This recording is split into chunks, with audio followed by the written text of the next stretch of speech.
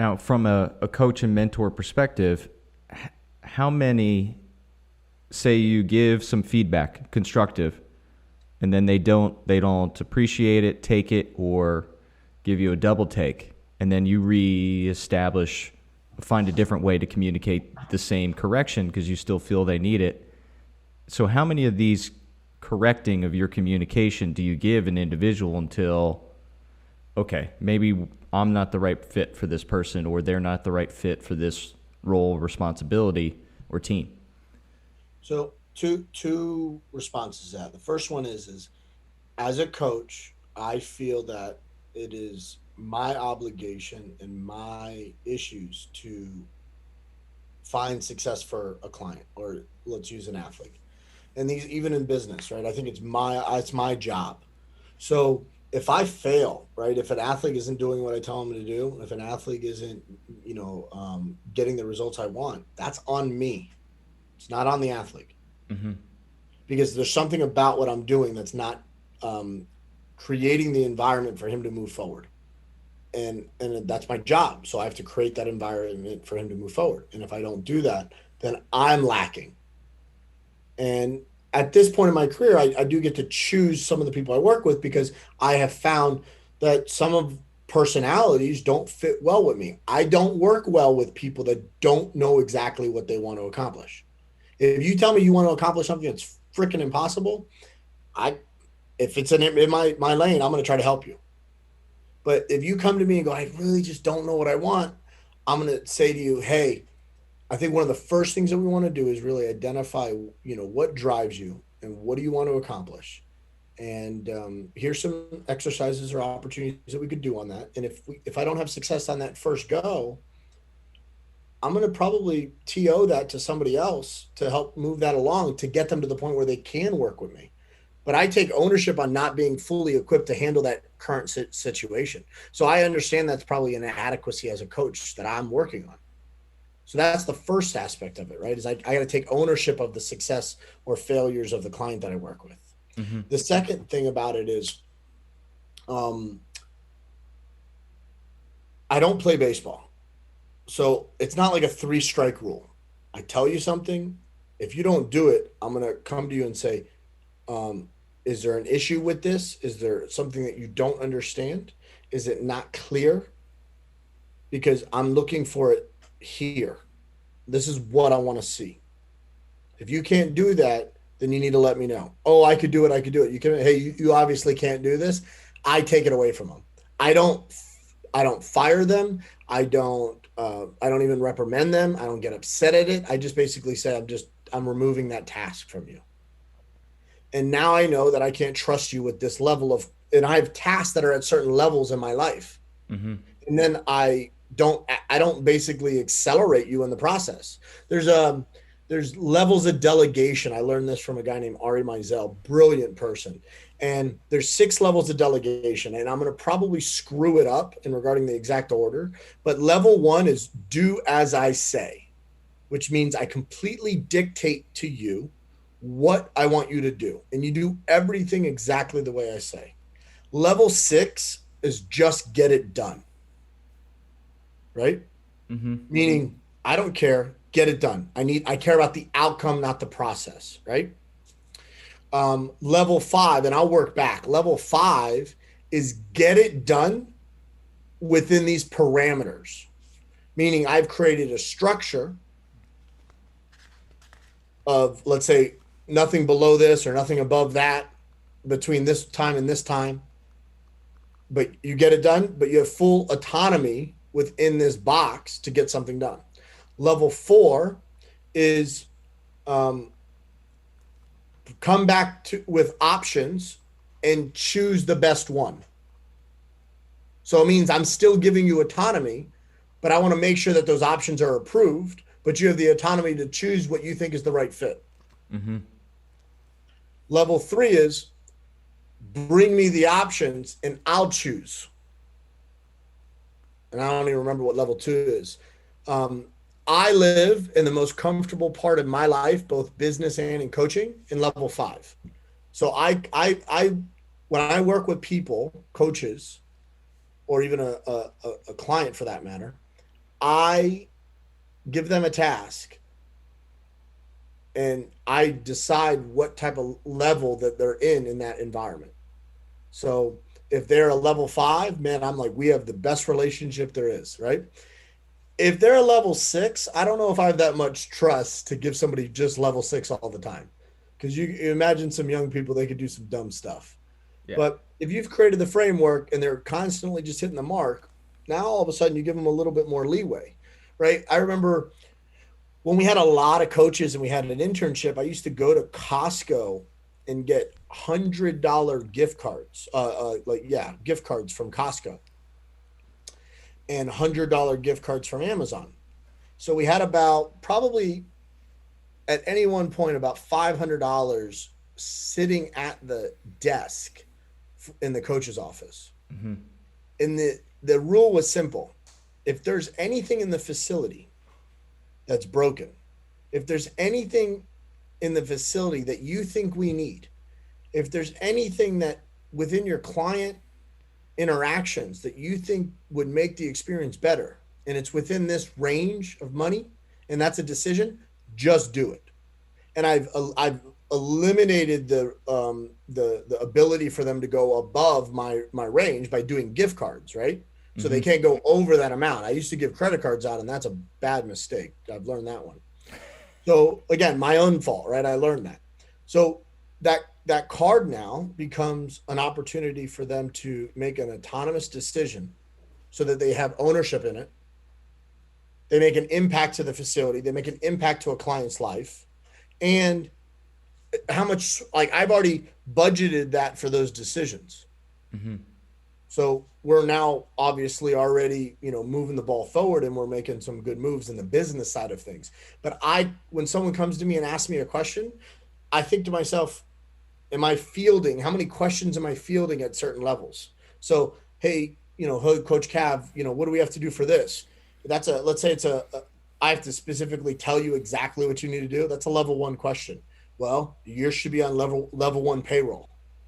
And what businesses create an opportunity financially for somebody that is asking level 1 questions? Not a very high salaried amount.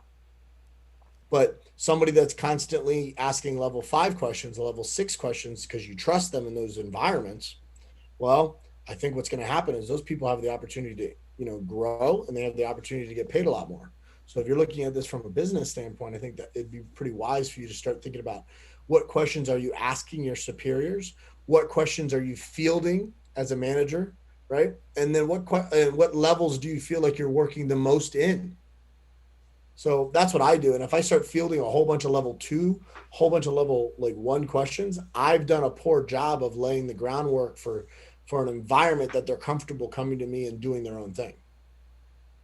So that's kind of the way I've approached it. I had, I'm on my 5th Olympic cycle. This is my, first where I'm literally kind of like bag in hand with the athlete, like we've done because of, being from from the federation that he's from, and not being able to go back home because of like the quarantine components and everything that's going on, where I could control everything. Mm-hmm. I just did, some, massage work with him right now. I put my hands on him earlier. We did a track session. Like, I could control almost everything that we do. And yet, we're getting on the bus, and I'm like, hey, how do you feel? What do you feel like doing today?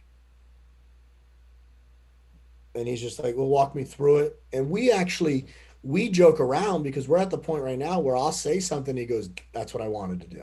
And then he'll say something. I go, man, you're a lot smarter athlete than I thought. And it's all of a sudden this level of just we're on the same page, right? I wrote up the script for our 10-day window, and I wrote up the first 5 days. So he had it. I said, this is what I handed it to him on the bus ride to the track. And I said, this is what I want to do. How's that look to you? I'm asking him for permission. Let me tell you something. We're running the script. I'm going to be like, from everybody listening to this, we're running the damn script. I don't care what he says. We're running the damn script. You get mad at me all you want. But I got an athlete now that's in line. He looked at me and goes, looks good to me. Gives me my phone back. And then we're going to work. And then while we're on the track, things started to happen on the track. And I walked up to him and I said, "Hey, what do you think about adjusting this?" And he goes, "I was thinking the same thing.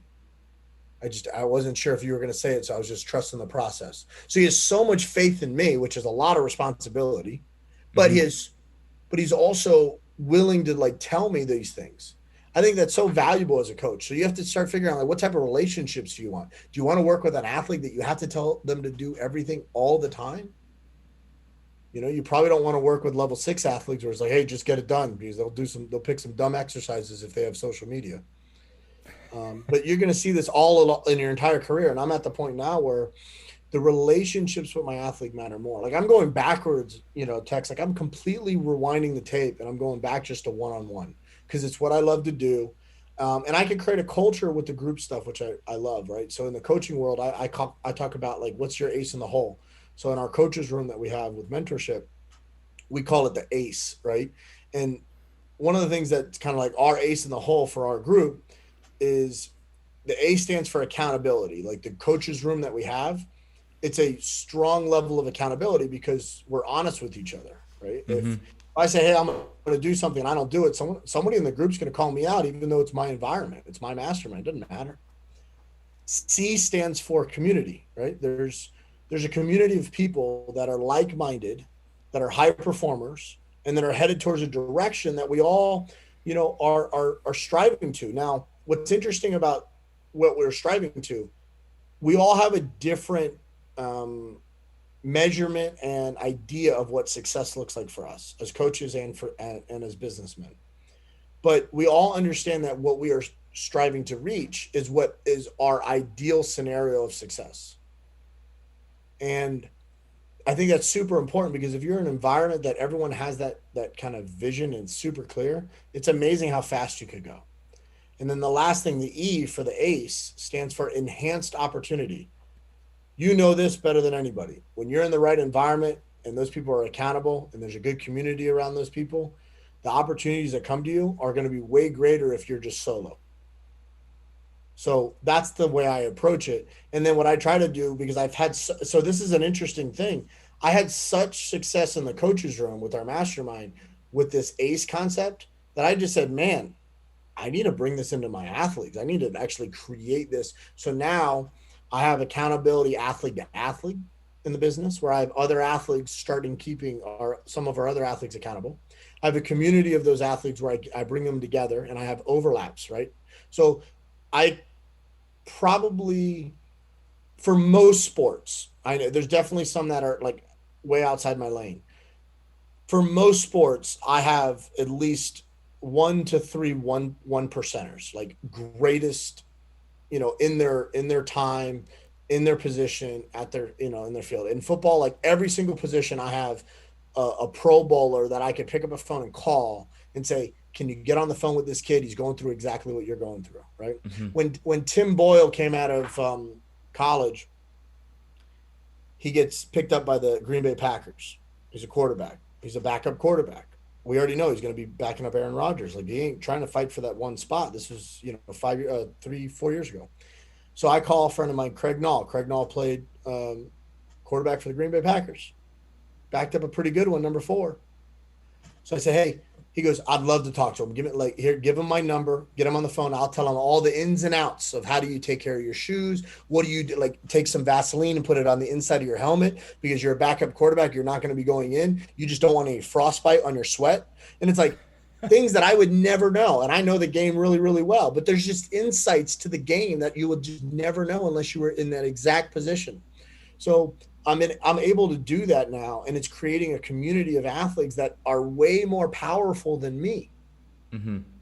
And I think it's so valuable. And then enhanced opportunity is because the nature of being in an environment of high performers, you're going to get opportunities faster, easier, and probably at a higher level than if you're doing it on your own.